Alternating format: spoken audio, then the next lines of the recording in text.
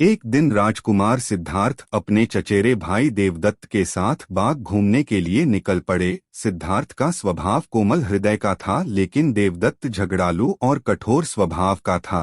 सिद्धार्थ के स्वभाव के कारण सभी उसकी बड़ाई करते थे, लेकिन देवदत्त की कोई नहीं करता था। इसी वजह से मन ही मन देवदत्त सिद्धार्थ से जलता था। बाग में दोनों घूम ही रहे थे, तभी अचानक उन्हें एक हंस दिखाई दिया जो उड़ रहा था। हंस को उड़ता हुआ देखकर सिद्धार्थ बहुत खुश हुए ही थे, तभी अचानक से देवदत्त ने अपने कमान पर तीर चढ़ाया और हंस की तरफ छोड़ दिया। तीर सीधा जाकर हंस को लगा, जिससे वह छटपटाकर नीचे गिर गया और घायल हो गया। सिद्धार्थ ने दौड़ते हुए हंस को उठाया और उसके शरीर से बहते हुए खून को साफ किया, फिर उसे पानी पिलाया। इतने में देवदत्त वहां पर आ जाता है और गुस्से से सिद्धार्थ की तरफ देखते हुए बोलता है, सुनो सिद्धार्थ, इसे मैंने तीर मारकर नीचे गिराया है, यह हंस मेरा है, इसे चुपचाप मुझे दे दो।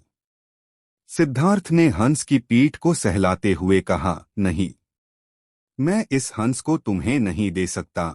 तुम निर्दयी हो, इस बेचारे निर्दोष हंस पर तुमने तीर चलाया है। अगर मैं इसे आकर ना बचाता तो इस बेचारे की तो जान चली जाती।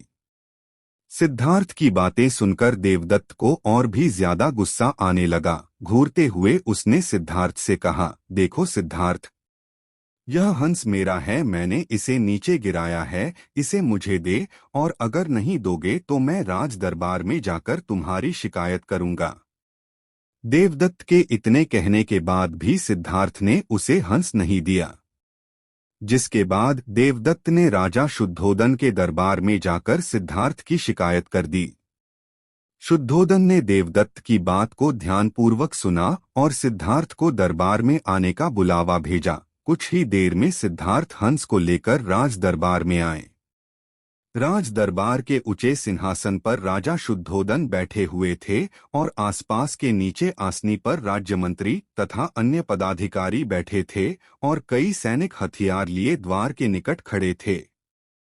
गौतम बुद्धा स्टोरी हिंदी।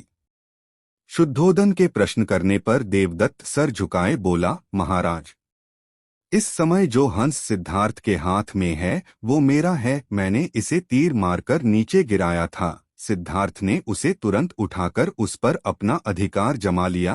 कृपया मुझे मेरा हंस इससे वापस दिलाइए। फिर राजा शुद्धोदन ने सिद्धार्थ की ओर देखा और बोलने की ओर संकेत किया। सिद्धार्थ ने सर झुकाकर शांत स्वर में बोला, महाराज, यह बेचारा हंस एकदम निर्दोष है, बिना किसी को कष्ट पहुंचाया उड़ रहा था, तभी देवदत्त ने तीर मारकर इसे घायल कर दिया। मैंने इसका उपचार किया और इसके प्राण बचाए। मैं यह समझता हूँ कि प्राण लेने वाले से अधिक प्राण बचाने वाले का अधिकार होता है। मैं आपसे प्रार्थना करता हूँ कि यह हंस मेरे पास ही रहने दिया जाए। मैं इसे अच्छी तरह से स्वस्थ करके आकाश में उड़ा देना चाहता हूँ। शुद्धोदन ने अपने सभासदों से विचार विमर्श किया। वो सभी एक ही स्वर में बोले, राजकुमार सिद्धार्थ का कहना बिल्कुल ठीक है महाराज।